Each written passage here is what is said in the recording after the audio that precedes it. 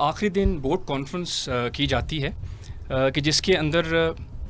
تینوں سلیکٹرز تینوں ڈائمینشن سے وہ بیٹھتے ہیں اور اس بورڈ کانفرنس سے بالکل 5 سے 10 منٹ پہلے پتہ لگتا ہے سلیکٹرز کو کہ ان کے پاس جو کینڈیڈیٹ ہے اس کے باقی 2 سلیکٹرز کون ہیں۔ اس کے بعد وہ ڈپٹی پریزیڈنٹ کے آفس میں آ کے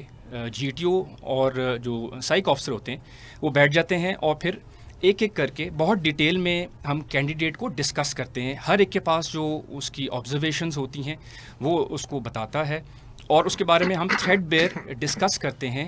اور اگر تو اس میں تینوں میں سے کسی کو بھی پرابلم ہوتا ہے تو ہم اس کے اوپر بات چیت کو بہت ڈیٹیل میں لے جاتے ہیں، اور اگر کوئی اس سے ڈس ایگری کرتا ہے تو ہمارے پاس ایک اگلا فورم موجود ہوتا ہے جس میں کہ اس لڑکے کو one of the selectors can forward ہم کہ وہ جا کے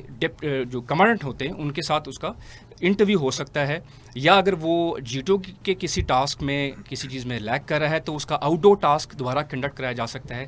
جو بورڈ ہے وہ خود بیٹھ کے بھی اس کا دوبارہ سے انٹرویو کر سکتا ہے۔ بالکل صحیح۔ تو کسی بھی کینڈیڈیٹ کو I would like to tell here کہ ہم یہاں پر سلیکٹ کرنے کے لیے بیٹھے ہیں تو